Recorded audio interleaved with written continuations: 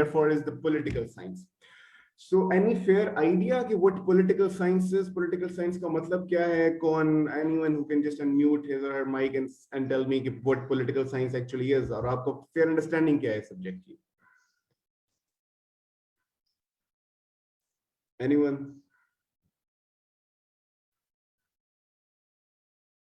Okay, no worries. Let me tell you कि इसकी what does the subject actually mean? ये है क्या चीज? So अगर हम इसको break down करें, इसकी literal terms में इसको अगर break down करें, so it's politics on the one hand and science on the other. So politics का क्या मकसद होता है? So politics is like all the activities which are centered around power. तो एक ताकत, एक कुव्वत के अराउंड जो भी एक्टिविटीज चल रही होती हैं उसको हम पॉलिटिक्स कहते हैं. वो जरूरी नहीं है सिर्फ रियासत की हद पर हो, वो हमारे डिफरेंट लेयर्स होते हैं उसके, वो हमारे मुआशरे में हर तहत उसके तबके के साथ हर स्टेज पर आपको मिलेंगी, हर लेवल पर आपको मिलेंगी. Then what's about science? Science is basically the systematic study of something. So if we systematically study politics, systematically study सियासत को जब हम systematically study करते हैं, that's what we call political sciences. तो इस चीज का नाम political science है. अच्छा, इस सब्जेक्ट को समझने के लिए आपको इसकी बेसिक समझना बड़ी जरूरी है. तो each and everything which we study and which we systematically study and revolves around politics falls in the ambit of political sciences. So basically आपकी इंटरनेशनल रिलेशंस, आपकी लीगल एरियाज में आपके काफी जो है लीगल डोमेन में काफी areas, policy and plenty of things, sociology, gender studies, जहां उन सब में कहीं ना कहीं you always touch political sciences because there's a power dynamic always involved in each of the discipline I have just talked about. तो आप international relations ले लें, गवर्नेंस एंड पब्लिक पॉलिसी ले लें, पब्लिक एडमिनिस्ट्रेशन ले लें, जेंडर स्टडीज ले लें, सोशियोलॉजी ले लें, each and every discipline has a dimension of politics involved. तो this is a very vast subject, इसकी बहुत ज्यादा broad horizons हैं और इसमें almost everything cover हो जाती है जो आपको help करती है to understand each and everything around you. Moving ahead, जो पॉलिटिकल साइंसेस हमने समझ तो लिया कि व्हाट इज दिस, बट हम इसको लें क्यों, and specially why political sciences and CSS. So for that let me tell you a few reasons which I have collected for you. Number one, helps in the organic preparation for CSS. अब organic preparation CSS की क्या होती है? अब civil services का जो exam है, अगर 2016 के बाद आप इसकी एग्जाम्स उठाकर देखें, so it is no longer a mechanical exam कि आपने 12 सब्जेक्ट क्रैम करके वहां पे पेस्ट कर दिए and that's it, you are good to go with that. That's not the case anymore.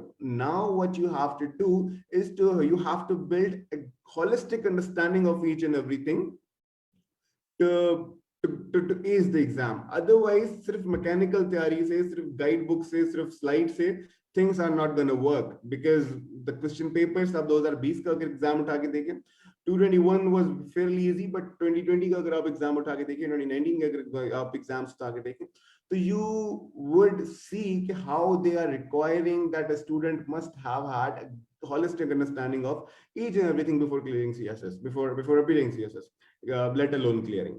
तो आपकी एक ऑर्गेनिक प्रिपरेशन आपको एक चीज समझाने में चीज बड़ी हेल्प करती है. कैसे कि अगर पॉलिटिकल साइंसेस की पास आपके पास अंडरस्टैंडिंग है, then you will be in a very much advantaged position to grab, as I said, the concepts included in sociology, included in governance and public policies, included in public administration, included in constitutional law, included in current affairs, included in Pakistan affairs, and in fact essay as well. So इसकी जो broad horizons है इस subject के, उसकी वजह से ये आपके लिए एक ऑर्गेनिक अंडरस्टैंडिंग इनेबल कर देता है पूरे एग्जाम ऑन द होल की. दूसरी चीज जो मेजर मेक और ब्रेक होता है सीएसएस में, and that's basically you know English essay, उसमें कंपोनेंट होता है एकेडमिक्स का. उसमें एकेडमिक्स के कंपोनेंट उसको ऐसे हम बोलते हैं कि उसमें you know what you want to write. For an example, आपने अगर 2500 वर्ड्स का ऐसे लिखना होता है, तो उसके लिए आपको एक एकेडमिक डेप्थ चाहिए होती है, आपके पास एक लिटरेचर चाहिए होता है, आपके पास कंटेंट मटेरियल चाहिए होता है. दिस सब्जेक्ट आई बेट आप पिछले 5 साल के पेपर के एनालिसिस करके देख लें, आपको डेफिनेटली 4 से 5 टॉपिक्स हर साल ऐसे मिलेंगे जो कि डायरेक्टली लिंक्ड होते हैं पॉलिटिकल साइंसेस की रीडिंग्स के साथ. So if you know political sciences really well, if you have read political sciences really well, then there's hardly any possibility कि you will struggle in essay academically at least. फिर उसकी technical aspects पे मैं नहीं जा रहा, लेकिन आपकी जो एकेडमिक स्पेस है ऐसे कि वो एक सब्जेक्ट बहुत इजीली फेयरली कवर कर देता है. आप पिछले साल के टॉपिक्स अगर मैं आपको बताऊं, इस साल जो है ग्लोबलाइजेशन, प्रोज एंड कॉन्स, और for an example human equality is a myth, ये दो topics clearly hitting the political science as far as I can recall. उसके अलावा भी देयर वर प्लेंटी, बट उसके आप पीछे चले जाएं एक साल, फिर भी आपको ऐसे democracy, future of democracy in Pakistan, polarized politics and future of democracy in Pakistan 2020, clearly from political sciences. 2019, new wars lies in economic zones. So there are, हर साल आपको तीन चार टॉपिक ऐसे जरूर मिलते हैं जो कि क्लियरली फॉल करते हैं पॉलिटिकल साइंसेस की डोमेन में. अगर आप वो रीडिंग सही से कर लें, सब्जेक्ट को सही से कर लें, देन आपके पास ऐसे में कंटेंट की कमी नहीं होती. आपके पास ये नहीं होता कि यार इस सवाल में कर लेता लेकिन मुझे मेरे पास 20-25 पैराग्राफ लिखने का मटेरियल नहीं था, 25 वर्ड्स लिखने का मटेरियल नहीं था. This doesn't happen. Moving ahead, ये सब्जेक्ट जो तो मैंने आपको बता दी कि इनडायरेक्ट फायदे क्या है इसके. इसका एक डायरेक्ट बेनिफिट है, and the direct benefit is it helps directly in the subjects preparation like Pakistan affairs in the compulsory and constitutional law in the optionals. So जब आप पॉलिटिकल साइंसेस पेपर 2 आप उठा के उसका सिलेबस देखेंगे तो आपको पता चलेगा कि उसकी जो पाकिस्तान की जो political history and political culture and political structure का जो पार्ट है, if you study that really well, then all the political affairs of Pakistan, which are the key component of the Pakistan affairs paper, will get resolved. आप उसके लिए आपको कुछ पढ़ने की जरूरत नहीं है. You will have that prepared already. And the major chunk of what I would say Pakistan affairs is like the political component of it, political affairs of Pakistan. इसी तरीके से constitutional law में भी, constitutional law में भी you will study the constitutional systems.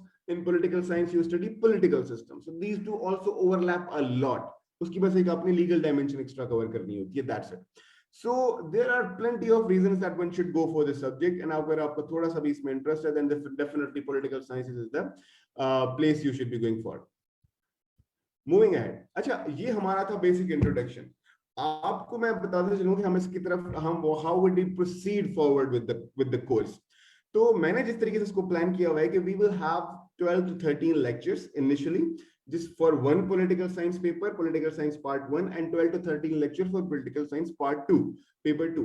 उसमें हम 12 से 13 lectures रखेंगे. उन 12 से 13 lectures में I will be explaining all the key concepts. We'll discuss each and everything in greater detail कि उसकी political philosophy से लेकर comparative politics, political ideology, systems and regimes, each and everything. 13 lectures में I'll try to cover that, and I have placed 2 lectures extra for that कि हम उसमें 2 lectures extra रख देंगे जिसमें we'll have question answer sessions. If we missed out anything or if we maybe आपके पास कोई सवाल है, कोई concerns है, कोई queries है, कोई academic testing करवानी है, things like that we will do in the last 2. So 15 lectures per 100 marks का जो है मैंने एक आइडिया बनाया हुआ है, but we'll see how we can proceed with that. We can make fair changes into that as well according to your however you want to go about it. So आपकी जो requirements होगी उसके हिसाब से भी we can make changes, but fairly we'll have 15 lectures each in which we will cover the subject in all dimensions, with all of its dimensions. So yeah, so one of that lecture I have prepared for you guys today as well, जिसमें जैसे कि आप सब लोगों का ताल्लुक काफी लोगों का पॉलिटिकल साइंस से नहीं है, तो मैंने एक बेसिक सी चीज उठाई स्टेट, और मैंने कहा मैं उसको आप लोगों को एक्सप्लेन कर देता हूँ so that you have a fair idea of how the lectures are going to be, what would be the quality of the material, what would be the nature of material and things like that. So अगर आपको कोई सवाल नहीं है अभी तक, कोई चीज अभी तक समझ ना आई हो, जो चीजें मैंने आपको समझाई हैं तो आप मुझे बता दें, otherwise we will go forward with or start a demo lecture.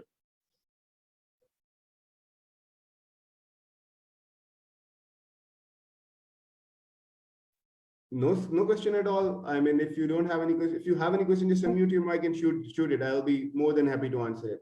But if not, I'll be moving forward with the lecture. Sir एक चीज़ यहाँ पे एक मैं आपको बात बताना चाहूँगी कि जो इंग्लिश लिटरेचर है हमारा, यहाँ पर हमने अरिस्टोटल को भी पढ़ा हुआ है थ्योरी में, और उसके अलावा कार्ल मार्क्स और काफ़ी सारे जो फिलोसोफर्स हैं पॉलिटिकल उनको, फिलोसफी सही। उनकी थ्योरीज जो है वो हमने पढ़ी हुई हैं। इसीलिए जो है ना, आई थिंक सो कि ये बहुत ज़्यादा मुश्किल नहीं होगा। थोड़ी परफेक्ट बहुत हेलो है तो है इस सब्जेक्ट के साथ हमारी, लेकिन पॉलिटिकल लेवल पर जिस तरह आप समझा रहे हैं उस तरह से आई थिंक सो नहीं होगी हमारी। Perfect perfect. बेहतरीन। आपने बहुत अच्छा कि ये बता दिया कि you have fair understanding of the political philosophy, and political philosophy is something which is the basis of political science. अगर आपने फलसफा ही सियासत का नहीं समझा तो सियासत समझने का कोई फायदा नहीं है। So very nice of you that you have told me that you have interacted with these people academically, at least in your undergrad. So now what this will do is this will make things bit simpler for you as compared to rest. So yeah, I hope that जब हम political philosophy का part कर रहे होंगे तो that you would be in a better position to understand that. So yeah, that's really good thing. So if anyone else want to go ahead, or should I move forward?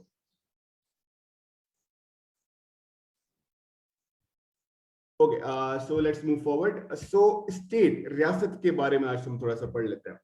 सो रियासत क्या है? एक एक एक एक एक जो कॉन्सेप्ट है रियासत का, द स्टेट, वो तो हमेशा से एग्जिस्ट करता है। जब से इंसानी हिस्ट्री हम देखते हैं, ह्यूमन हिस्ट्री हम जब से देखते हैं, तो human history the state has always existed in some form और द अदर। किसी न किसी फॉर्म में एक रियासत हमेशा रही है। अब मॉडर्न स्टेट्स कुछ और चीज है, मेडिवल स्टेट्स कुछ और चीजें हैं, प्री मेडिवल स्टेट्स कुछ और चीजें हैं, उस पे हम अभी आते हैं। लेकिन रियासत हमेशा से इंसान की जिंदगी में एक वाइटल कंपोनेंट रही है, इंसानी माशरे में, इंसान की कलेक्टिव लाइफ में एक वाइटल कंपोनेंट रही है। सो एंड रियासत ही है जिसके अराउंड पावर रिवॉल्व करती है। I mean all the power is revolving around the state at some level और द अदर। तो जब तक हम रियासत को नहीं समझेंगे तब तक हम सियासत को नहीं समझ सकते। So basic component of power is state, and that's why we have to understand it fully to understand the political dimension of everything. So let's see what state actually is. So max weber एक enlightenment thinker था। अगर आपके पास sociology होगा तो आपने इसको detail में भी पढ़ा होगा, अगर नहीं पढ़ा तो आप अगेन डिटेल में जाके इसको पढ़ेंगे। तो he was a German, he was an enlightenment philosopher, enlightenment thinker, and he was a person who is very famous, and his thought is very famous for its contributions into the modern political philosophy and modern political thinking. So according to Weber की state हम उस चीज को बोलते हैं जब एक territory में एक अथॉरिटी को लेजिटिमेट यूज ऑफ वायलेंस मिल जाता है। So what is legitimate use of violence? मतलब एक अगर बाउंड्री है, एक स्टेट है, एक बाउंड्री, एक एरिया है जिधर एक अथॉरिटी है और वो अथॉरिटी फोर्स या वायलेंस यूज कर सकती है, and violence is legitimate, that's what we call state. तो अगर आप एग्जांपल ले लें, आई मीन आज पाकिस्तान में, इंडिया में, कोई भी आप मॉडर्न स्टेट उठा के देख लें, if state does something then it is considered to be legitimate, at least apparently they want to make it appear legitimate. France में wheel ban, France में Islamophobia, closure of masjids, all of these things are sponsored by state and that is considered to be legitimate in France at least. India, whatever they are doing, Kashmir, Khalistan, Assam, जिधर जिधर भी उन्होंने कुछ किया हुआ है, they always considered to be legitimate. So whatever a state does in a certain territory, that is legal. सही या गलत की बात नहीं हो रही, उसको हम गैर कानूनी नहीं कह सकते। एटलीस्ट उस स्टेट के कानून के मुताबिक आप उसको गैर कानूनी नहीं कह सकते। तो that's something which is always legitimate. तो जब भी कोई एक अथॉरिटी एक बाउंड्री में रहकर एक लेजिटिमेट यूज ऑफ वायलेंस कर सके, फोर्स का इस्तेमाल कर सके, this is what we call a state. उसको हम उसको रियासत का नाम कह देते हैं। सो as I've said कि आजकल के दौर में we have idea of modern state. Modern state का आइडिया क्यों यूनिक है और क्यों डिफरेंट है बाकी जगहों से? वो इसलिए कि now we have defined boundaries. हर modern state has a defined boundary. Pakistan has a defined boundary, India has a defined boundary, and each and every state which you can see on the face of earth right now, there are almost 200 states which are on the face of earth right now, and all of them are modern state and all of them have clear distinct boundaries. Pakistan, Red Cliff Award, LOC, Durand Line, और Pakistan border with China and then Iran, चारों borders हमारे define है। Yeah, there's a dispute on Kashmir, but at least we have a line of control. We have arbitrarily defined boundaries. So as long as you don't have a line around your boundary, you cannot be considered as a modern state. आप एक modern रियासत नहीं कहला सकते जब तक आपके पास एक boundary, defined boundary नहीं होती. और उस डिफाइंड बाउंड्री में आपके पास सॉवरेनिटी होनी चाहिए. उस सॉवरेनिटी का क्या मकसद होता है कि आपके पास अथॉरिटी होनी चाहिए उस टेरिटरी में to exercise that power. This is what we call modern state. अच्छा, आगे हम जाएंगे तो हम इसमें पढ़ेंगे कि इसकी सॉवरेनिटी की टाइप्स क्या क्या होती हैं और इसमें हम सॉवरेनिटी को हम ब्रेक डाउन कैसे कैसे कर सकते हैं. सो एक अगर मैं स्टेट को फर्दर ब्रेक डाउन करूं, आपको मैंने बता दिया कि तो डिफाइंड बाउंड्रीज होनी चाहिए उसका, उसके बाद उसके पास एक सोवरेन बॉडी होनी चाहिए. तीसरी चीज होनी चाहिए कि उसमें एक पॉपुलेशन होनी चाहिए, एक आबादी होनी चाहिए, एक लोग होने चाहिए जो कि उस सोवरेनिटी के अंडर फॉल कर रहे हो. सो पाकिस्तान की population 18 crore 20 crore people, they must fall under single sovereignty. We must accept that the state of Pakistan is a sovereign body over us and we live in a certain boundary. तो हम एक रियासत वजूद में आ जाती है.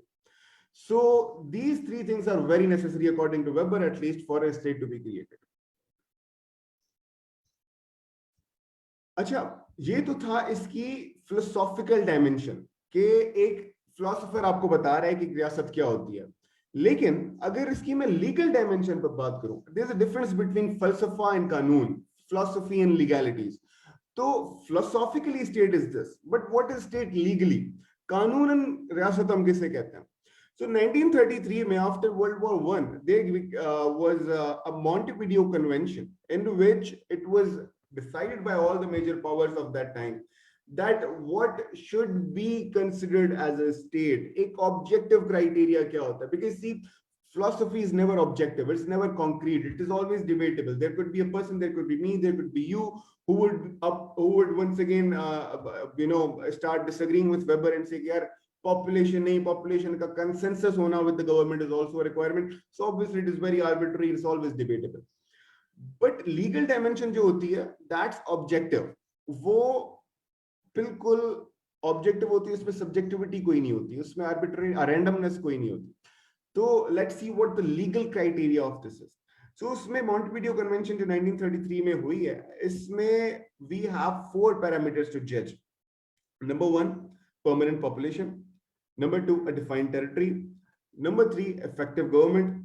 Number 4, a capacity to enter into relationships with other states. तो कोई भी अगर आपने इस कन्वेंशन के तहत रियासत को जज करना है तो आप 4 चीजों पे करेंगे. एक तो उसमें पॉपुलेशन है या नहीं है. दूसरी, उसकी टेरिटरी डिफाइंड है या नहीं है. तीसरी, एक इफेक्टिव गवर्नमेंट है जो कि उसको कंट्रोल कर सकती है. आई मीन कोई भी एरा आउट के वहां पे violence carry out nahi kar sakta. So for an example, let me give an example of an state. Let's say Yemen. If you have studied about the case of Yemen, there is a greater debate that if it is supposed to be called as a state or not, because there are plenty of parties who are already conducting violence and that are not a state. They do not belong to a state. Houthi rebels, आपकी जो southern states में, southern areas में जो आपके small factions है, liberal parties हैं वो. And then there's a third party which is state. So there are 3 powers which are exercising monopoly of violence. So should we call it a state? Then this is the criteria for which you will use to judge a case that yeah, this is supposed to be state on these 3 criteria but not on the 4th one. तो हम फिर वहां पे एक academic debate start हो जाती है. So this is how we use it. Lastly, capacity to enter into relationships with other states. So एक रियासत होने के लिए आपको एक जरूरी है कि आप दूसरी रियासत के साथ ताल्लुक कायम कर सकते हैं. Otherwise you will not be considered as a state according to this convention. At least आप उससे डिसएग्री कर सकते हैं, बट ये कन्वेंशन के तहत आप रियासत नहीं कहला सकते जब तक you have the authority, you have the power to interact and make relationships with the other states as well. So रियासत का कॉन्सेप्ट समझ आया philosophically and legally. These are 2 examples of it. There could be another legal convention which could be defining completely different, not completely different, but yeah, slightly different, criteria for a state. Same goes for philosophy as well. I mean, Weber ने आज ये कह दिया, कल कोई और कुछ कह सकता है. I mean, there will be plenty of जब हम political thought करेंगे तो हम उसमें मैं तुम्हें बताऊंगा कि यार लेनिन ने रियासत का क्या तस्वर था, मार्क्स का रियासत का क्या तस्वर था, ग्रामशी का मार्क्स रियासत का क्या तस्वर था, हॉब्स का क्या था, लॉक का क्या था, रूसो का क्या था. So there is always a disagreement, but these are the very basic two cases which I have took out for you, so that I can make you understand that philosophically state is something else and legally state is something else, and you have to judge them on both the parameters. Moving ahead, अच्छा आप लोगों को कोई भी बीच में सवाल हो, you can always interrupt, you can always unmute your mic and ask that from me. I don't want this to be a very one-way type of lecture, because that's not something I believe in. So if you want to interact, have opinion on this, have a critique of it, you are more than welcome to participate. I'll hold my lecture till then, have your opinion, we'll comment on that and we'll move forward as well. So आप मुझे अपनी opinion हमेशा देख सकते हैं, अपनी critique हमेशा देख सकते हैं, because that's what we need. आपकी critical appreciation develop करना ही इस चीज का मकसद है. सिर्फ आपके पास अगर मुझे सिर्फ information he show down the throat करनी होती तो मैं 10 legal conventions और 10 philosophers लेके आपको state की conception बता देता. लेकिन बताने की मकसद ये है कि आप एक example समझ लें, उस पे आप अपना reflect करें कि what do you think about it, what is your analysis about it, and that's what, believe me, all CS is all about. You will not be asked कि Montevideo Convention में क्या 4 टॉपिक, क्या 4 requirements थी, वो आपको state के analysis करने के लिए दे देंगे. For an example, modern state and pre modern state में क्या फर्क है, modern state and Islamic state में क्या फर्क है. So obviously when you have a fair understanding of these things, that is the only way you'll be in a better position to attempt the answer. So if you have anything which you want to discuss, which you feel is very necessary, and आप उसके analysis आप मुझे present कर सकते हैं, class के सामने present कर सकते हैं, so stop me and you are more than welcome to do that. Okay, if you don't have any opinion, then let's move forward. Image of the state, एक रियासत का फेस रियासत की क्या होती है.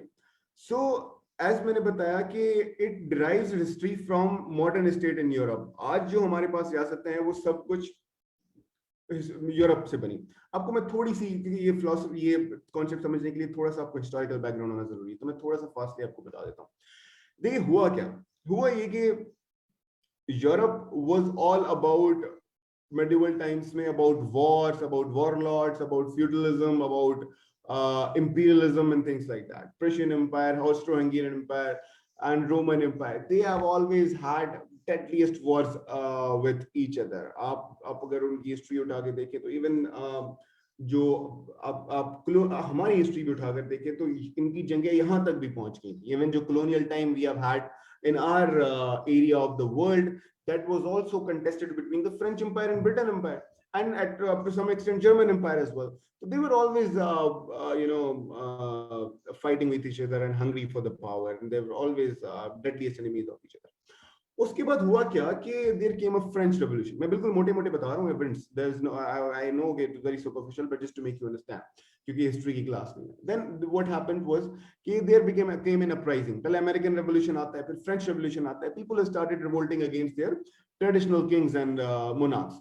उसकी monarchy के बाद एक wave आती है जिसमें there came a sentiment कि यार सिर्फ ताकत की बुनियाद पर एक मुल्क अगर दूसरे पर काबिज हो जाता है तो ये सही नहीं है, दिस इज रॉन्ग. इस तस्वुर को हम कहते हैं the basis of the emergence of modern states in the world and in the Europe specially. और फिर उसकी जो फाइनल फेस है जो उसको मिली है वो वर्ल्ड वॉर 2 के बाद मिली है, 1948, जब यूनाइटेड नेशंस बन गई, United Declaration of Human Rights. जब ये मिलके we people of the world decide that if one country और the one entity has authority और has the capacity to overtake another one, it does not make them a legitimate ruler of the other state. पहले तो ये होता था कि might is right. एक अगर मेरे पास एक empire है, मैं अगर दूसरा empire conquer कर सकता हूँ, then I am a legitimate user of the other empire as well. But that's not the case anymore. After that 1948 especially. तो जो भी हम रियासत का तस्वीर आज पढ़ते हैं वो हमने यूरोप से ही बाय किया होता है. तो ये थोड़ी सी हिस्ट्री बताने का आपको ये मकसद था. So the number one is the genus face state. So it means the coherent, competent body which makes and executes law in its territory. And number 2 is the component, that's the representational state organically stemming from and embodying its population. इसके 2 phases होते हैं. Number 1, from the population. Number 2, to the population. From the population क्या होता है कि एक रियासत अपनी population की representation होनी चाहिए, लोग उसको मानने चाहिए. I mean, if I am here, I must recognize Pakistan as a legitimate force, as a legitimate state over me. Sometimes that is not the case. then you can argue that India is a failed state. You can argue that Syria is a failed state. There might be some state in which there are plenty of people who do not consider that state as a legitimate. तो जो उसका वो वाला component है ना, from the population वाला, वो हट हो जाता है. And similarly, एक जो state है, उसके पास एक authority होनी चाहिए वो towards the population, कि वो इस territory में अपनी population के laws बना सके और वो execute कर सके. This is like the ideal version of it, but in practice there is a very heavy diversity in the behavior. कभी कभार there is a एक side से तो flow बड़ा अच्छा जा रहा होता है. State is very good in executing laws, but they are not representing the voice of the people. You have plenty of examples once again. कि China is not a representational state. They are a single party state. Obviously आप argue कर सकते हैं कि वो भी एक representational state है. But liberal interpretation of the states के हिसाब से this is not a Janus-faced state, two-faced नहीं है वो, उसकी सिर्फ एक face execution of the laws तो बहुत strong है, but representation element is compromised. So things like that. State face समझ आ गया कि what is the face of the state, and then now moving. Janus-faced state again समझा दे थोड़ा सा. Janus-faced, okay. So see, Janus-faced मतलब two-faced. To face state का मकसद क्या होता है कि एक रियासत के दो फ्लोज होते हैं. नंबर वन, विच रियासत से अवाम की तरफ, दूसरा होता है अवाम से रियासत की तरफ. जो रियासत से अवाम की तरफ होता है, दैट्स व्हाट वी कॉल, जिसमें वो अथॉरिटी एक्सरसाइज कर रहे होते हैं, खुद स्टेट खुद अथॉरिटी एक्सरसाइज कर रही होती है. और जो अवाम से रियासत की तरफ होता है, दैट्स बेसिकली कि अवाम उनको अपना ट्रू रिप्रेजेंटेटिव समझ रही होती है. Is it clear? Is it making sense? तो मैं एक रियासत हूं, आप for an example, let's take example of this class. मैं एक रियासत हूं, आप मेरी पॉपुलेशन है. सॉरी, आपने कुछ कहना है? ओके, सो मैं एक रियासत हूं, आप मेरी पॉपुलेशन है. अगर I am executing laws on you, that's the one face of me. And if you are considering me as sir मुझे कुछ कहना है. जी गो अहेड. सर ये अवाम की तरफ से रियासत का मतलब आप ये वोटिंग वगैरह कह रहे हैं सर, जो वोट अवाम कास्ट करती है सर? हाँ, voting is a part of it. देखो, वोटिंग एक सिर्फ एक हिस्सा है उस चीज का. उसकी अवाम का रियासत की पॉलिटिकल प्रोसेसेस में हिस्सा लेना, जैसे कि वोटिंग एक हिस्सा है उसका. और भी कुछ हो सकता है. For an example, protest. अगर रियासत से कुछ अवाम डिमांड कर रही है, बट कंसिडर उसको रियासत ही कर रही है. फॉर एन एग्जांपल, हमारे यहाँ पे पॉलिटिकल सिचुएशन बनी थी कुछ टाइम पहले कि हमें कहते थे, एक पार्टी आई थी वो कह रही थी फ्रेंच एम्बेसडर को निकाल दो. तो हमारी पॉपुलेशन इस रियासत को रियासत तस्लीम करती थी, तभी तो डिमांड कर रही थी. तो एक पॉलिटिकल प्रोसेस है जिसमें वो हिस्सा ले रहे हैं. This is just one part of it. Elections is another part of it. Political parties another part of it. Media is another part of it.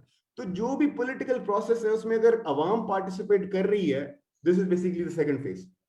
Is it clear now? Yes sir, thank you. No issues, no issues. अच्छा, statehood क्या होता है? Sorry, wait a second. Okay, एक और concept है कि statehood मतलब कैसे हम कह सकते हैं कि इस कॉन्सेप्ट का होना और ना होना क्या होता है. फॉर एन एग्जांपल, दो तरीके से हम इसको डिफाइन कर सकते हैं, इन रियलिटी और in law. De facto and de jure, ये टर्म्स पॉलिटिकल टेक्निकल टर्म्स हैं. तो इसमें हम इन रियलिटी स्टेट्स हम किन्हें कहते हैं?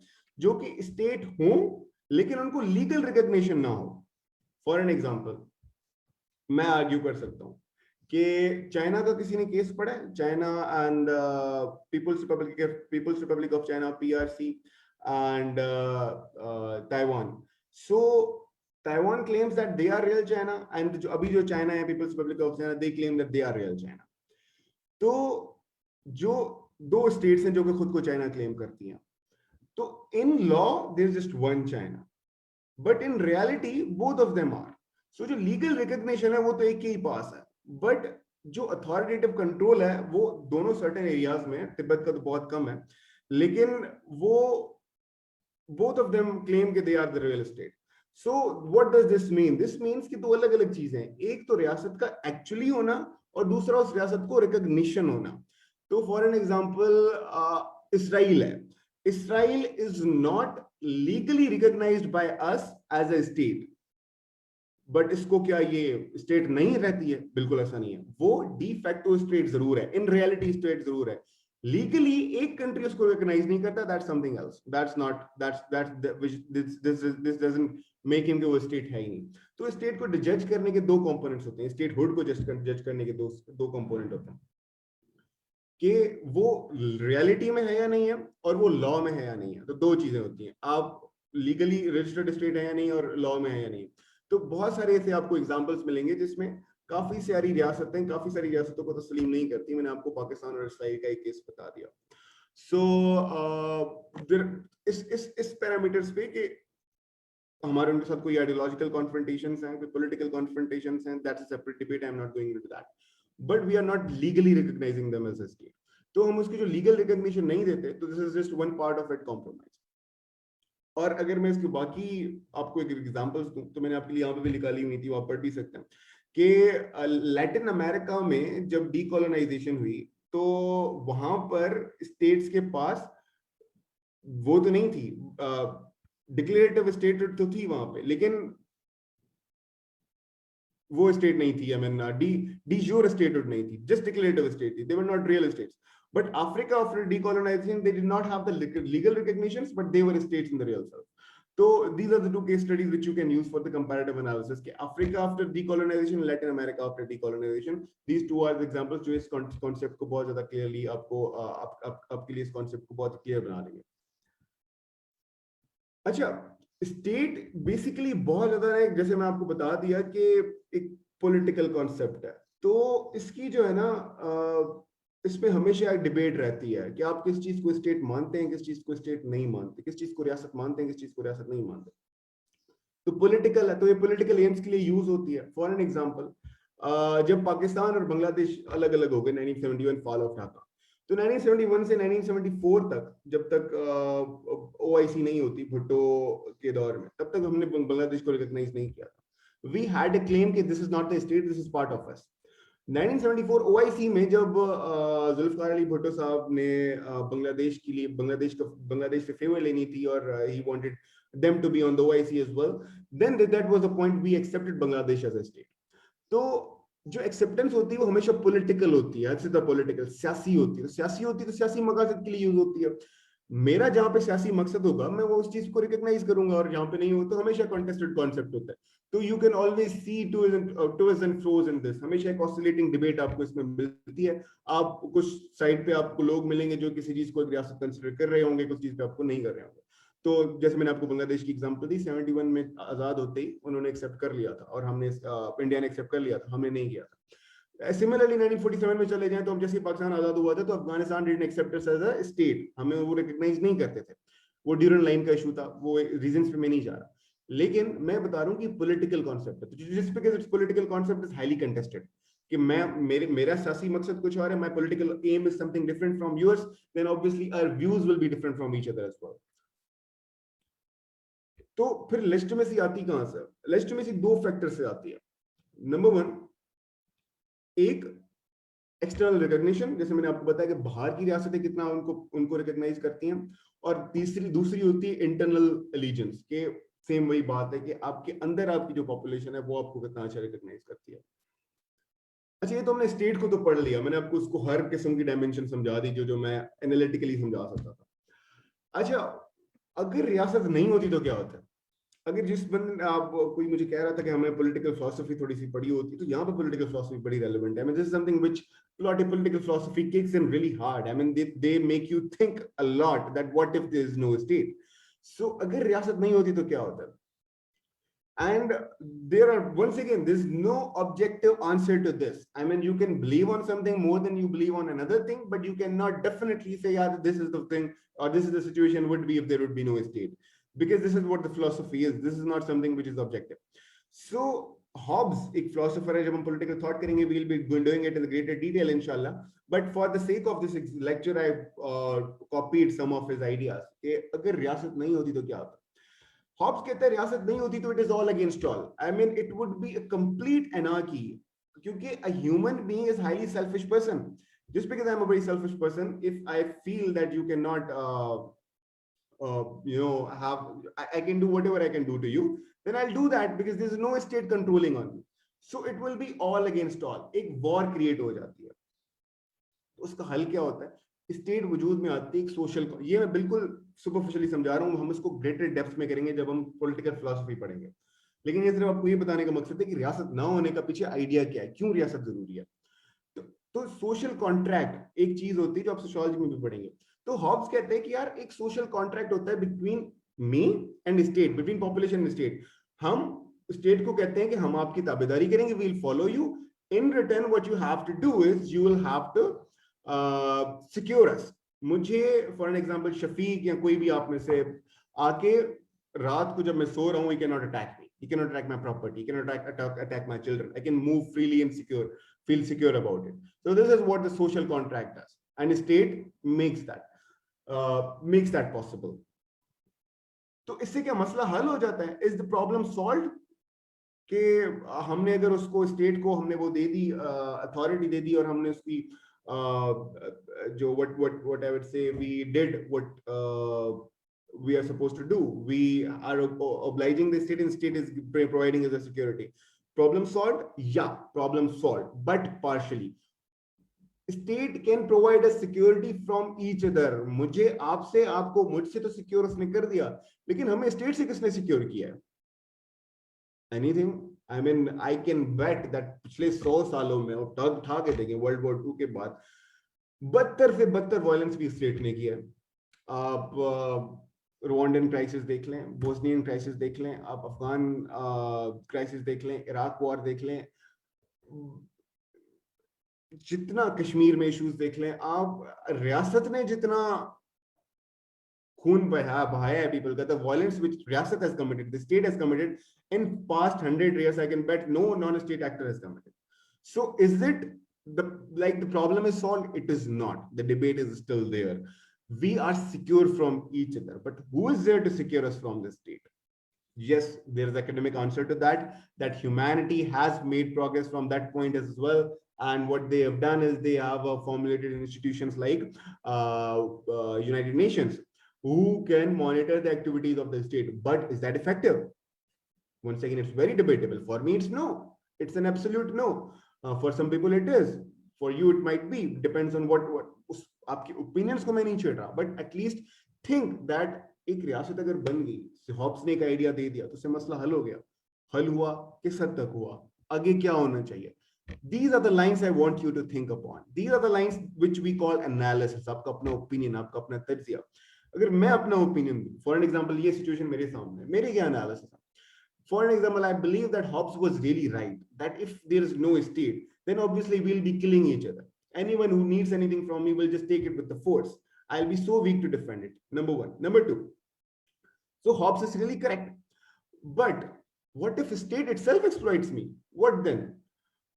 I don't have anything. Okay, then I think it's good that we move towards United Nations organizations like that. But is that effective? For me, it's no.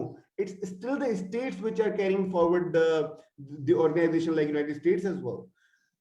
United States को भी जो states बनाते हैं वो बनता है. I mean, it is not something beyond states.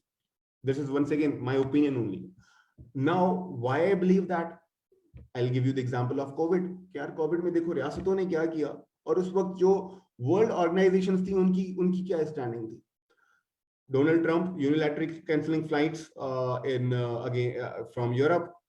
Each and every country hoarding masks, hoarding all the equipment. So in the time of crisis, all the states turned inward, and there's nothing which United Nations could do. So what does this imply? My opinion is verified. It has an example to prove, or this is how I'd say that no, the problem is still not resolved. State is still.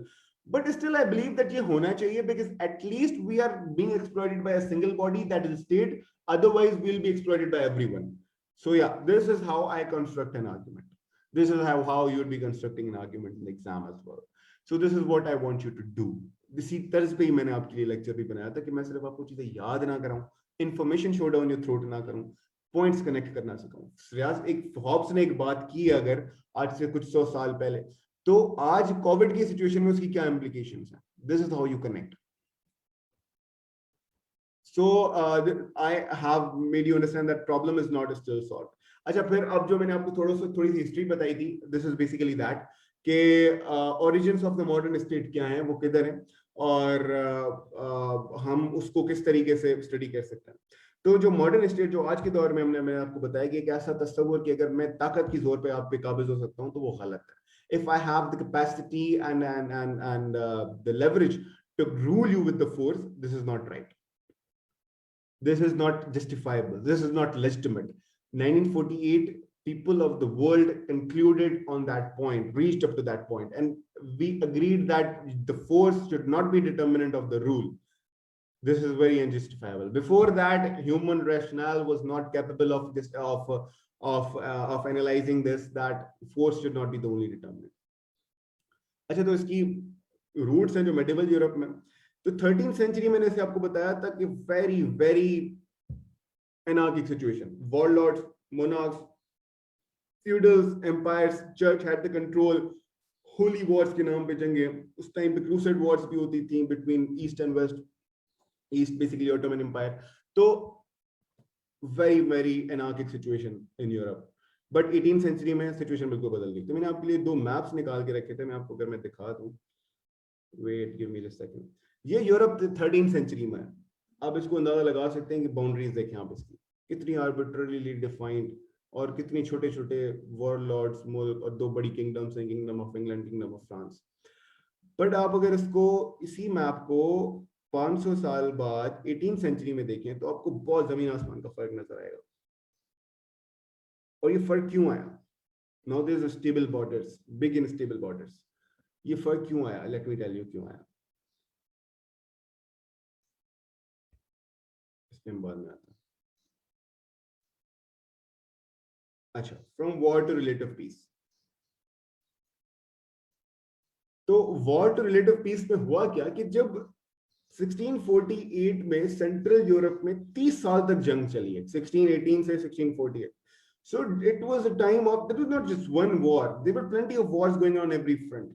So it was time of the deadliest wars, I mean, which I mean people could have faced in the world. उस दौर में हुआ क्या कि जो political rivalries थी, they got so intense that nothing short of war was acceptable to either of the party. 8 million people were dead, 80 lakh लोग मारे गए military engagements में और wars में. So the cost of war started to outweigh the benefit of the war. So the benefit of war क्या है? आप एक रियासत को, एक दूसरी रियासत को conquer कर लें, उसकी economic resources पे, उसकी human resources पे काबिज हो जाएं, that's the benefit. What's the cost? आप अपने फौजी लगा दें, आप अपनी रियासत की इकोनॉमिक एंगेजमेंट्स लगा दें, आप अपनी रियासत का टैक्स लगा दें, अपने लोगों का टैक्स लगा दें, उनकी वेलबींग अपनी स्टेक पर लगा दें, अपनी जिंदगी भी स्टेक पर लगा दें. तो all of these things were the costs. And this was the point when the populations, when each and everything was not making any sense, because the wars were very, very costly, proved costly for any political entity back there in Europe.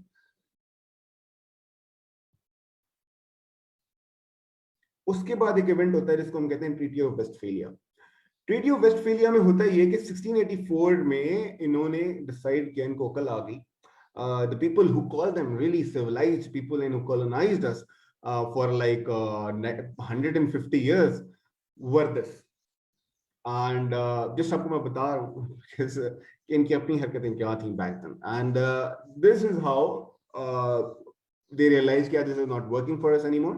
So this is where the idea of modern state crystallized, जिसकी मैं बात कर रहा हूँ बार बार. तो उन्होंने 1648 में treaty of Westphalia पर वो लोग पहुंचे. उन्होंने एक स्टेट को ये हक दिया कि वो रूल कर सकता है, वो टैक्सेस कलेक्ट कर सकते हैं, वो लेजिटिमेटली वायलेंस यूज कर सकता है, और स्टेट रिलीजन भी खुद चूज कर सकती है अपने लिए.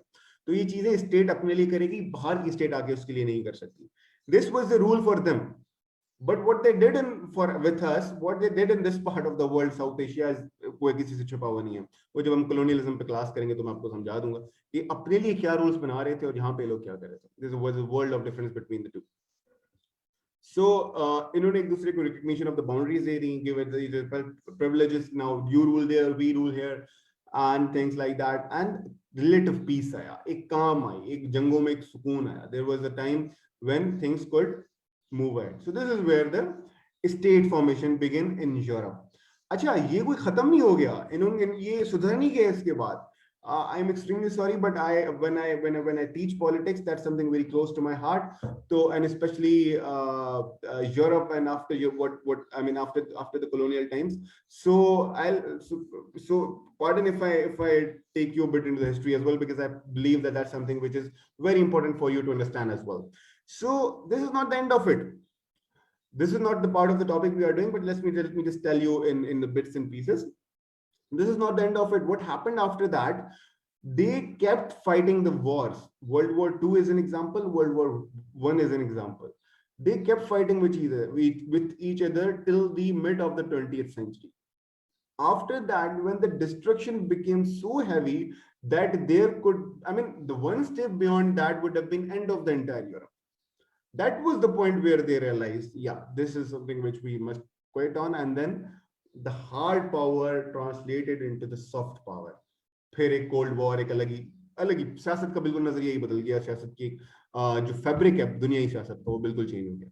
We'll do it in the next classes, inshallah, when we will be studying the Cold War era and things like that. तो चलें, यूरोप में दो ऐसे रियासतें बन गई. हमारे पास कैसे बनी, हमारी रियासत कैसे वजूद में आई? तो उसकी 3 waves आई हैं. 3 waves of decolonization led to massive proliferation of the state. वो waves कौन कौन सी थी? एक वर्ल्ड वॉर 1 के बाद, दूसरी वर्ल्ड वॉर 2 के बाद, तीसरी कोल्ड वॉर के बाद.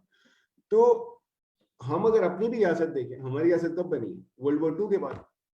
कुछ रियासतें ऐसी बनी है वर्ल्ड वॉर 1 के बाद, और कुछ रियासतें ऐसी बनी. तो ये इसमें मैं बताने का मकसद क्या है? आपने इस पॉइंट को आइडेंटिफाई करना है, और ये पॉइंट इतना इंपॉर्टेंट है कि you will be using it in plenty of areas. आप मतलब आपको अंदाजा नहीं है कितना इंपॉर्टेंट है इस चीज को डीकॉन्स्ट्रक्ट करने के लिए, कि रियासत का एक्सपीरियंस जो हमारा है, that is very very different from the experience of the states which they have had in Europe. Europe में एक ऑर्गेनिक डेवलपमेंट, एक रियलाइजेशन के बाद मॉडर्न नेशन स्टेट बनी थी. इट इम्पोज नहीं की गई थी. यहाँ पे it was result of colonialism. The colonizers came in, and when they left as a result of their wars, our states came into being.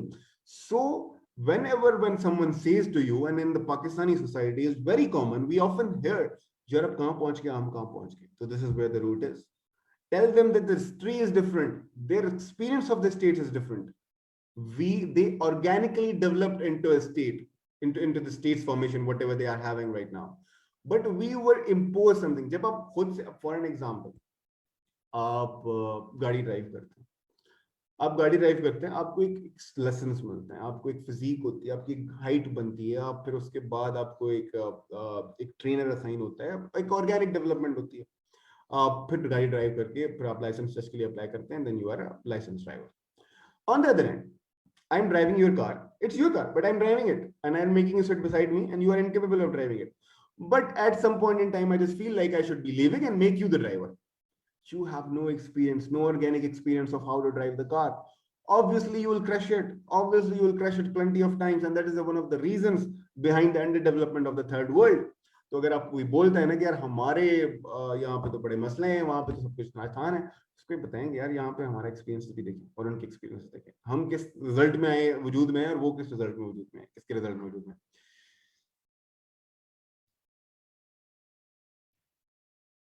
Okay, जो फर्स्ट वेव थी वो पोस्ट वर्ल्ड वॉर 1 के बाद आई.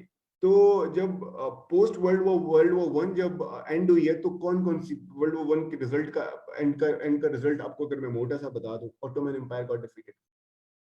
उसके रिजल्ट में तो German empire got defeated. तो जो इनकी जो डिफीट्स थी, तो उनकी डिफीट के रिजल्ट में हुआ ये कि जो उनके अंदर जो रियासतें आती थी, they started getting breaking down. Saudi Arabia जो मिडिल ईस्ट आपका पूरा बना है, ऑटोमन एम्पायर टूट के बना है. सेंट्रल एशियन रियासतें आपकी, सेंट्रल एशियन तो खैर कम्युनिज्म के बाद भी काफी अंडर कम्युनिस्ट रूल रही थी. तो जो मेजरली जो मिडिल ईस्ट की जो रीशफलिंग हुई है और सोवियत एशिया की जो रीशफलिंग हुई है, that's basically result of world war 1.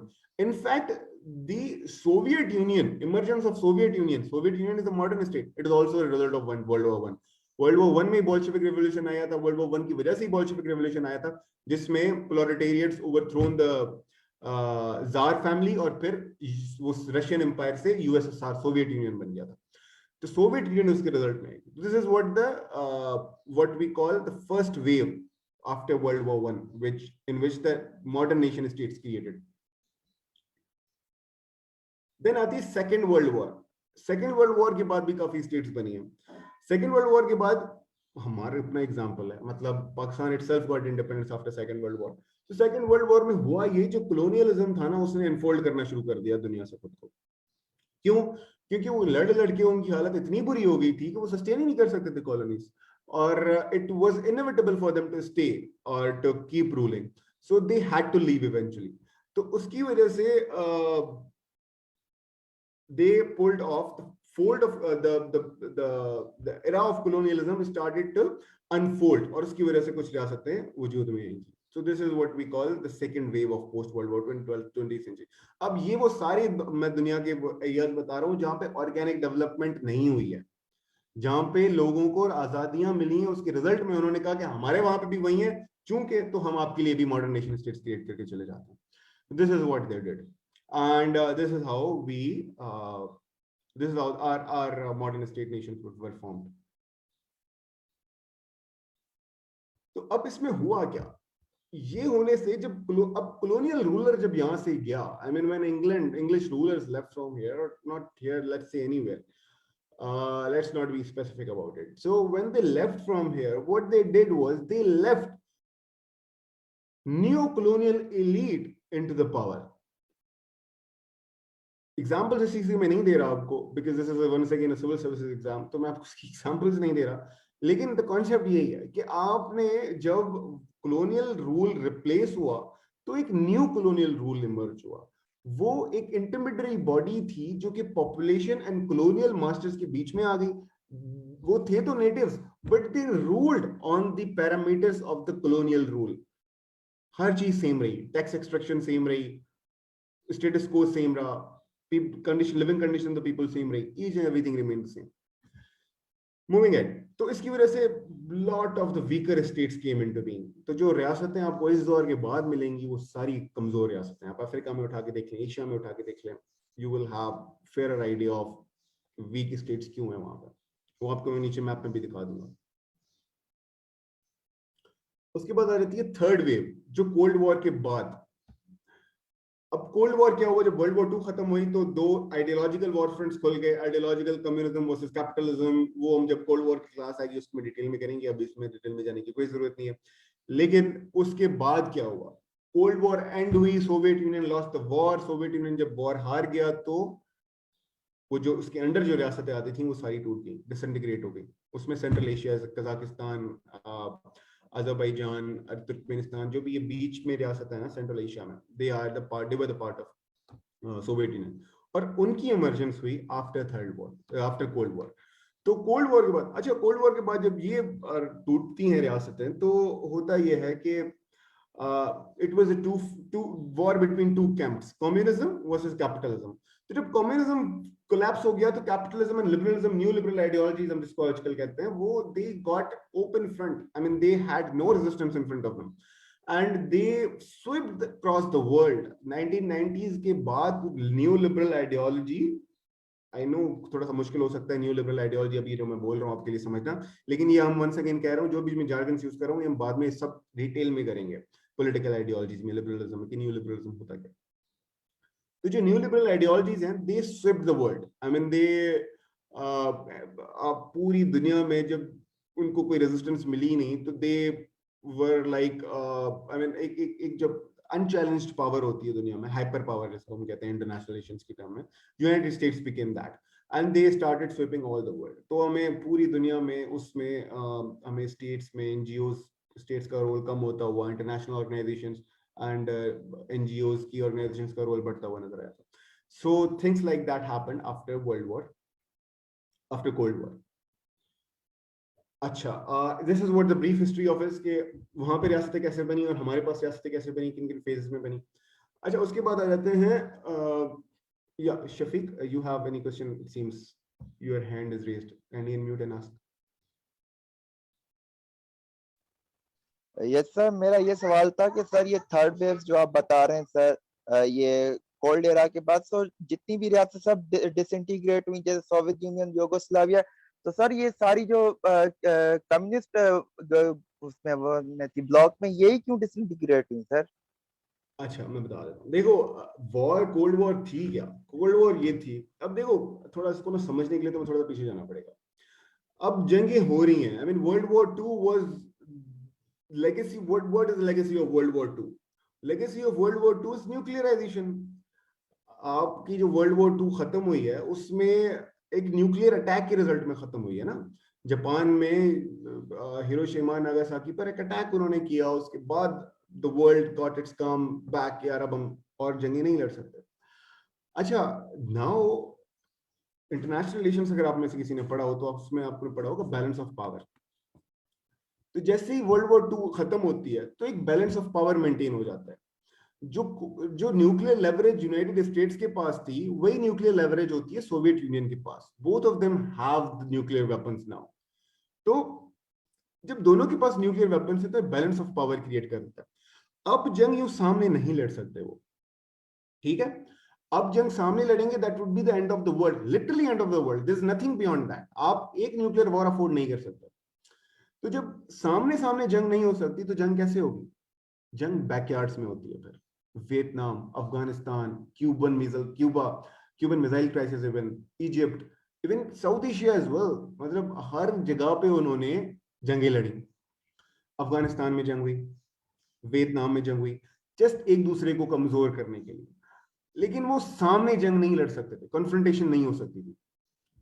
तो जब ये जब जंगें चल रही थी तो उसमें United States eventually came out as a winner and USSR lost that war.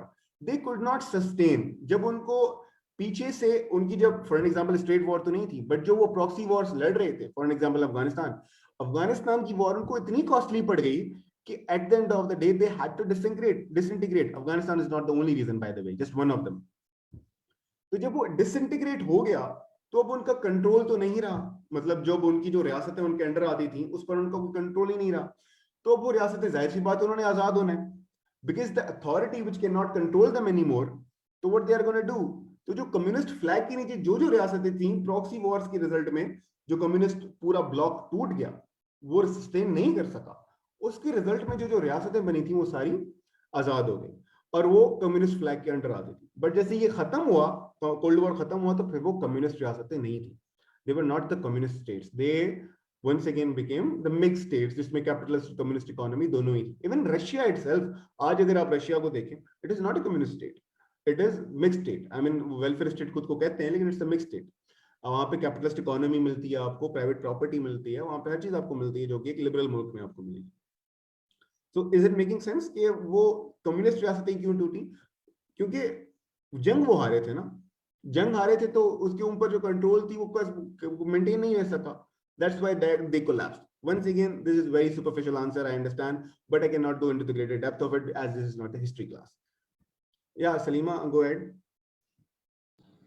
Sir proxy war थोड़ा सा डिफाइन कर दें, व्हाट इज अच्छा, अबाउट? प्रॉक्सी वॉर बिल्कुल बिल्कुल कर देता हूँ। अच्छा देखिए, बात सुना, मैंने बताया कि बैलेंस ऑफ पावर मेंटेन हो गया। न्यूक्लियर, पाकिस्तान इंडिया से न्यूक्लियर फोर्सेस है ना, तो हम आपस में नहीं लड़ सकते। हमें पता है 3 सेकंड का काम में दोनों मुल्क तबाह हो जाएंगे, और सिर्फ हमने, it will have consequences far beyond the borders. तो what is gonna be done in that case? लड़ना तो हमने फिर भी है। तो उस सिचुएशन में होता है कि हम प्रॉक्सी वॉर्स लड़ते हैं। प्रॉक्सी वॉर्स कैसे लड़ते हैं? पाकिस्तान इंडिया की एग्जांपल्स हटा दो, सिविल सर्विसेज के एग्जाम है, you are not gonna quote this. So हम दोबारा किसी बाहर की प्रॉक्सी वॉर्स पे आ जाते हैं, सऊदी अरबिया एंड ईरान। तो अब दोनों आपस में नहीं लड़ सकते, ठीक है? अब जब आपस में नहीं लड़ सकते तो what they do is they pick a area जो दोनों के लिए स्ट्रेटेजिकली इंपॉर्टेंट होता है। For an example Yemen, for an example Syria, for an example Lebanon, Libya. तो अब ये सारे एरिया जो सारा मिडिल ईस्ट है, इसमें दोनों चाह रहे होते हैं कि हमारी पावर ना, जो हमारा राइवल है उसकी पावर से ज्यादा हो।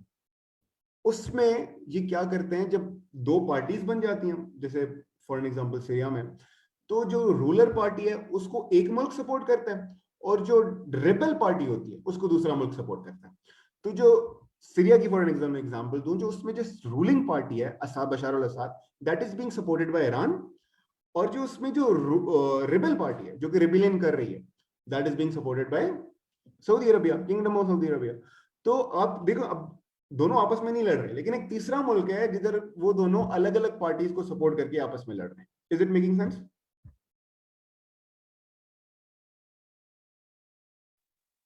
Yes, sir. Okay, thank you. This is what we call proxy war. अच्छा, अब हम पढ़ लेते हैं रियासत और मुआशरा, state and society. State and society relationship क्या होता है? The state and society relationship matters a lot, क्योंकि देखो state at the end of the day is for the society, ठीक है? State is not for itself, at least today. Modern state का concept ये था कि रियासत अपने लिए नहीं होती, वो लोगों के लिए होती है। तो यही चीज है जो डिटरमाइन करती है कि रियासत कितनी कामयाब है, ठीक है?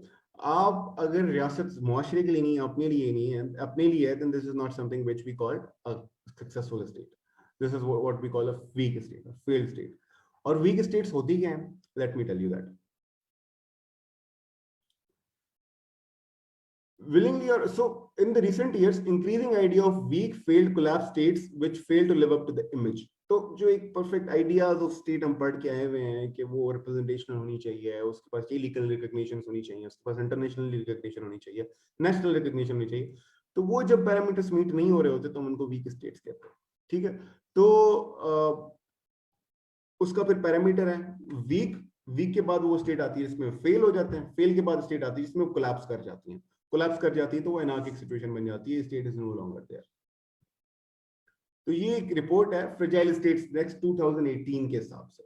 इसमें आप देख सकते हैं कि जो रेड कलर की कंट्रीज हैं they are on the alert, yellow colour की countries they are on the warning, green is stable, blue is sustainable. तो this is what the fragile states indexes of 2018 ये हमें बता रहे हैं। इसमें पाकिस्तान आप देख सकते हैं, it is alert tendenting, it has a tendency to get to alert, ठीक है? उसके अलावा आप यूरोप देख सकते हैं, it's very much stable, Africa is not, United States is. तो या अब वही एनालिसिस मैंने आपको जब करके बताया कि उनके आप एक्सपीरियंसेस देखें और हमारे देखें, और फिर आप अंदाजा लाएंगे कि हम क्यों फेल्ड स्टेट्स के करीब हैं और वो क्यों सस्टेनेबल और स्टेबल स्टेट्स हैं। तो basically these are the indicators जिसकी बेसिस पे ये इंडेक्स बनाई गई थी बेसिकली। ये आप कहीं भी यूज कर सकते हैं in your exam as well, कि how much cohesive state is, उसकी इकोनॉमिक इंडिकेटर्स कितने स्ट्रांग है, उसके पॉलिटिकल इंडिकेटर्स कितने स्ट्रांग है, उसके सोशल इंडिकेटर्स कितने स्ट्रांग है। So these are the things on which this is judged कि हाउ स्ट्रांग दैट इज। अच्छा, lastly but not the least, this is one in itself is a topic, state and globalization. We will be doing it into the paper 2 of the political sciences, but since we are doing the state, so I thought it would be better to touch it over here as well. So globalization का idea क्या है? Turning of the globe into a single village. Movements of goods, ideas and people इतनी fluent होनी चाहिए, इतनी smooth होनी चाहिए कि बॉर्डर्स बिकम रियली ब्लर, कि बॉर्डर्स जो हैं वो इतने कम हो जाएं कि उनका होना या ना होना that wouldn't make any difference. This is what we call globalisation.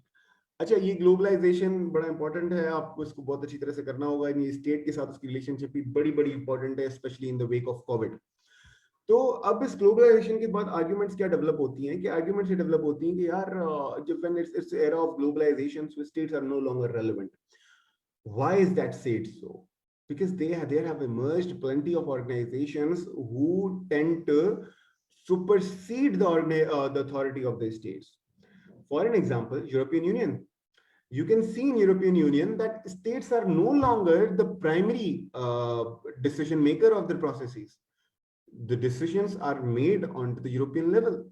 Similarly, we have organizations, for an example, World Trade Organization, and we have World Health Organizations, WHO, we have UNICEF. All of these organizations have and put a greater amount of pressure on the states to make them behave in a certain way. So can we say that state today is a sovereign body in this world of globalization? Let's say Pakistan. Right now we are struggling really hard to get out of the FATF list, FATF gray list. Why is that the case? FATF, what difference does it make for us that if we fall into the FATF gray list? We are a sovereign body, we are a state, that should not matter for us, but that does. Why? Because of globalization. We cannot stand a single day in isolation. If we get into the blacklist, we know each and every interaction, financial interaction of Pakistan with the world will be transformed. We will no longer be able to take loans from IMF. We will be no longer to take development projects from World Bank. We will not even be able to trade bilaterally with plenty of countries. That's why IMF and FATF dictate our policies. They make us say, yeah, do this, do and do not do this. And we do that. For an example, in Imran Khan's government right now, when we went to the IMF, we followed policies which they asked us to do. Austerity drive, it is all because we are on an austerity drive. Social safety nets jo hamare humne khatam kar diye. We are not spending anymore on our poor.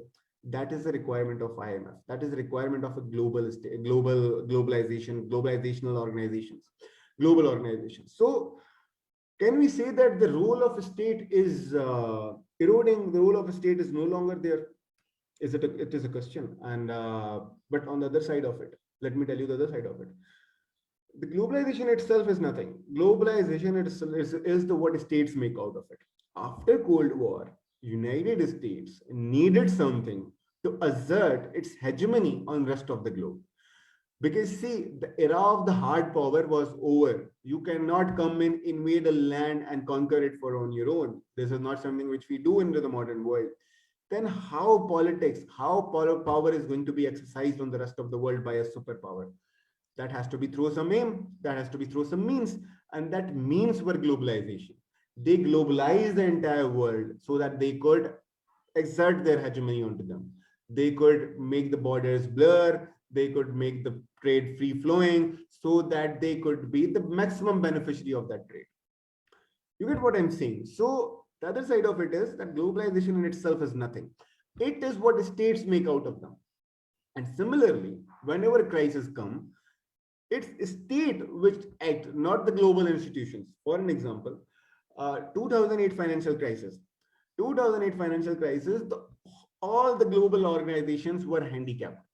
They could not do anything about the global financial crisis. They could not get even the grease out of it. United States was the one, and the Federal Bank of United States, FBR, Federal Bank Reserves, were the ones who helped the globe to come out of that crisis.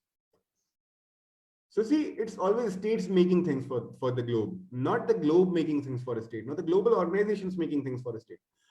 Similarly, when you see human rights violations in Afghanistan, you see plenty of UNICEF reports on them.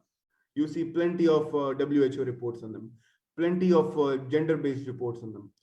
Similarly, when you see human rights violation in the result of war and terror, you hardly find any reports. You find these global organizations completely shut up. They don't even talk about it.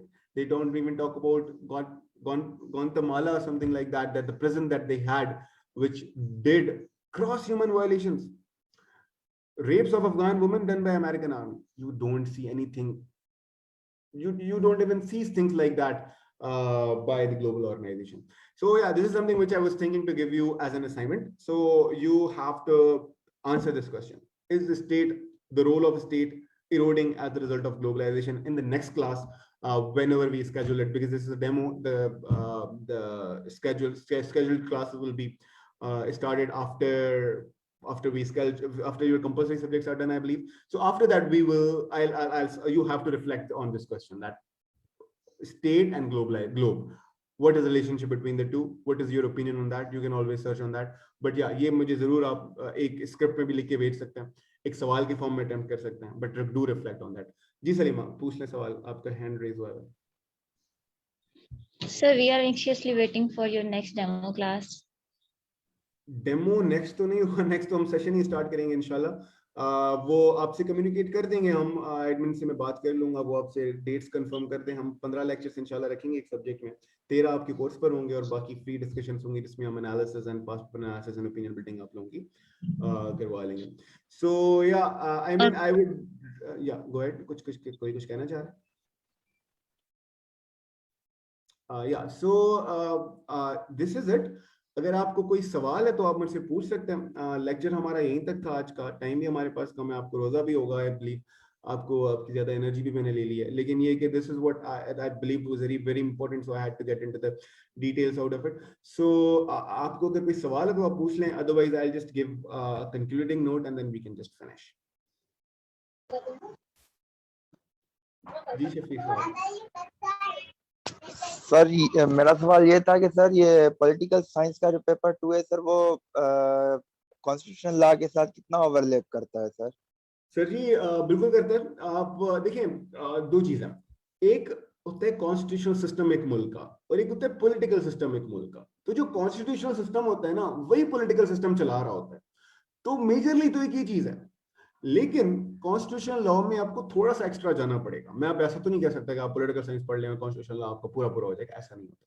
आपने थोड़ा सा extra पढ़ना पड़ेगा उसके लिए। वो क्या है, आपको उसको लीगल डायमेंशन कवर करनी पड़ेगी। आप जब उस क्लासेस में आएंगे तो मैं आपको थोड़ा सा गाइड कर दूंगा कि यार कॉन्स्टिट्यूशनल लॉ को कैसे लेके चलना है और पॉलिटिकल साइंस को कैसे लेके चलना है, और कौन से स्टूडेंट्स जो दोनों ले रहे हैं उनको एक कौन सी मतलब दोनों ले रहे हो तो उसमें आपको कैसे लेके चलना है। But as far as the help is concern, I say I can bet anything on it के it helps up to the 50 to 60% कि आपको उसमें 50 से 60% मेहनत आपकी कम हो जाती है if you take political sciences and constitutional law. So obviously that is the case. तो अगर आप पॉलिटिकल सिस्टम्स पढ़ लेते हैं तो आपके लिए कॉन्स्टिट्यूशनल सिस्टम्स पढ़ना बहुत आसान हो जाता है। आधे तो कॉन्स्टिट्यूशनल सिस्टम पॉलिटिकल सिस्टम्स ही होते हैं आपके मुल्क में, तो वो आपके लिए पढ़ना बड़ा आसान हो जाता है। तो वो principles of constitutional law gets very clear to you. उसके बाद उसकी जो लीगल डायमेंशन है वो आपने कवर करनी होगी। I can guide you on that, how would you cover that.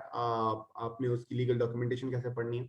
And तीसरी चीज, आप पे लिखने वक्त थोड़ा सा ध्यान रखना होगा कि ये आप पॉलिटिकल साइंसेस का पेपर लिख रहे हैं और वो आप लॉ का पेपर लिख रहे हैं। तो जो लॉ का पेपर लिखते हैं उसमें आपको एक थोड़ा सा लीगल टर्मिनोलॉजीज, लीगल जार्गन होना बड़ा जरूरी है, because there would be a lawyer checking that paper for you, and here there would be political sciences checking that paper for you. So there's a difference between the two faculties and two academies, academic areas. So I believe that you will have a greater advantage, but obviously it would not be an absolute advantage. इस गलतफहमी में ना रहना, मैं बार बार कह रहा हूँ, कोई भी अगर आपको कहता है कि ये सब्जेक्ट कर लो ये वाला पूरा पूरा हो जाएगा, नहीं होता ऐसा, कभी भी नहीं होता। एफपीएससी वाले पागल नहीं है कि उन्होंने सिलेबस अलग अलग किए हैं। हाँ, ओवरलैपिंग होती है, सोशल साइंसेस के सब्जेक्ट्स हैं तो आपको हेल्प जरूर मिल सकती है, और आपको ओवरलैपिंग कैश भी करनी चाहिए। तो वो सब्जेक्ट सिलेक्शन पे भी अगर और बिलीव आपका सेक्शन हुआ होगा एक, अगर नहीं हुआ तो हो जाएगा, उसमें आप ये चीजें डिस्कस कर सकते हैं। तो उसमें भी हम ये बिल्कुल डिटेल में हम सबको डिस्कस कर सकते हैं कि कौन सा सब्जेक्ट कैसे और कहाँ तक जा सकते हैं। एक और मशवरा मैं आपको दे दूंगा कि अगर आपका थोड़ा सा भी एक्यूमेंट पब्लिक पॉलिसी की तरफ है तो that is also very good subject and heavily overlaps with political sciences, and its understanding heavily overlaps, not material essentially, but इसकी जो understanding है वो political science का बहुत ज़्यादा overlap होती है। तो that's something which I will always recommend you to do as well. So आप अपनी सब्जेक्ट सिलेक्शन बनाएं, अपने हिसाब से बनाएं, ओवरलैप जरूर देखें, इंटरेस्ट देखें, अपनी बैकग्राउंड देखें, अपनी एक्यूमेंट देखें, अपनी एप्टीट्यूड देखें, ये सारी चीजें देखें, उसके बाद डिसीजन करें।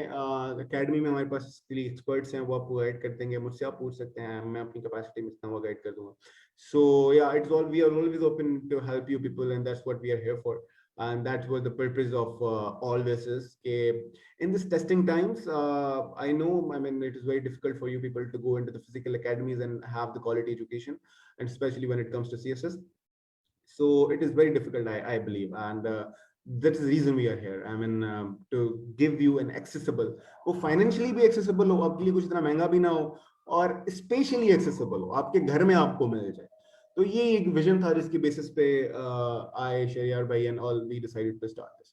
उसके बाद सिर्फ ये भी नहीं होगा कि आपको सिर्फ एक लेक्चर्स मिल जाएंगे, you would always have proper evaluation of your exams. We have a cohort of CSPs available for us who will be doing technical analysis of your exams. We have people who will do academic analysis of your exams. We'll have discussions, we'll have opinion based discussions to bring out the best out in you. आप में से सिर्फ आपको traditionally सिर्फ knowledge आपके दिमाग में डालना नहीं है, वो तो आप कहीं से भी उठा सकते हैं, उठा के पढ़ सकते हैं, लेकिन आपको ट्रेन करना है एग्जाम के लिए कि आप एग्जाम अच्छा कैसे कर सकते हैं। एग्जाम के लिए आपकी थिंकिंग पैटर्न एग्जाम के हिसाब से बनाना है, आपका लिखने का पैटर्न एग्जाम के हिसाब से बनाना है।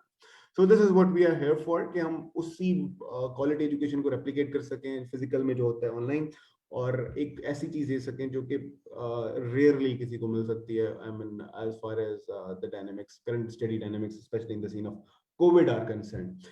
So if you guys have any further questions तो मुझे बता दें सिलेबस के हवाले से, इस लेक्चर के हवाले से, आगे पीछे जो भी है. I am here to answer. I be more than willing to answer. आप बाद में भी कांटेक्ट कर सकते हैं, नो वरीज अबाउट दैट, लेकिन अभी कर लें तो that will be feasible for you and for me as well. After that हम इंशाल्लाह फिर अपने नेक्स्ट सेशंस में मिलेंगे जिसमें हम पूरा थ्रू आउट पूरा syllabus one by one will do that. Yes, go ahead. Sir कोई बुक पेपर 1 या पेपर 2 के लिए आप रिकमेंड करें तो? डेफिनेटली मैं करूंगा. पेपर 1 के लिए जुड हार्मन की political thought from Plato to present. उसके बाद एक और किताब है from Socrates to present, Paul Kelly की आई बिलीव. उसका मैं नाम आपको कंफर्म करके बता दूंगा. But that's basically not a single book, these are the scripts. आपको डिफरेंट एनालिटिकल स्क्रिप्ट्स मिलेंगे हर उसके लिए, पॉलिटिकल फिलोसफी के लिए, जिस मतलब बंदे ने उसमें मास्टर्स किया होता है, he has written that. तो पॉलिटिकल थॉट के लिए आप ये करें. जो आपका पेपर 2 है, पार्ट बी है पेपर 1 का ही, उसके लिए आई टेल यू, बट उसके लिए I would not recommend a book, because पता है क्या, वो जो मार्केट में एक दो किताब चलती तो है, लेकिन आई believe that is not sufficient because that has become outdated and syllabus and the question papers which you can see from past few years has become advanced. तो वो मेरे हिसाब से तो सफिशिएंट नहीं है. और उसके लिए ये हम कर सकते हैं कि मैं आपको रीडिंग सेंड कर दिया करूंगा जे स्टोर से निकाल के. तो JSTOR is basically a website from on which scholarly research publish होती है. तो स्कॉलरली रिसर्च पब्लिश होती है, तो उसके लिए मैं आपको वो रिसर्चेस उठा के दे सकता हूँ, वो आप पढ़ लें. अच्छा, पार्ट बी के लिए किताब इसलिए मैं नहीं करता क्योंकि देखिए उसमें जो सिलेबस है ना, वो बहुत ज्यादा डिफ्यूज्ड है, छोटे छोटे बहुत ज्यादा टॉपिक्स हैं. उसमें कोई किताब में आपको ये सब मिल जाए, बहुत अच्छी बात है. मैं गाइड बुक्स की बात नहीं कर रहा, मैं रेफरेंस बुक की बात कर रहा हूँ. गाइड बुक्स यूज नहीं करनी. तो गाइड बुक्स में अगर आपको मिल जाए तो मिल जाए, लेकिन वो उसकी क्वालिटी बहुत ज्यादा बहुत अच्छी नहीं, मतलब अच्छी नहीं होती बहुत ज्यादा. तो क्या अच्छी नहीं होती इसकी क्वालिटी, और सीएसएस लेवल के हिसाब से तो बिल्कुल सफिशिएंट नहीं होती. तो उसके लिए मैं आपके लिए क्या करूंगा कि मैं आपको टाइम टू टाइम हर क्लास से पहले कुछ रीडिंग्स असाइन कर दिया करूंगा. तो आप उसको अगर किसी के पास जे स्टोर का एक्सेस है तो वो खुद भी निकाल सकता है. तो वो आप रीडिंग्स पढ़ लीजिएगा, तो फिर उसके बाद हम क्लास ले लेंगे, तो उसमें आपको समझ आ जाएगी. I hope that answers your question. Anything else?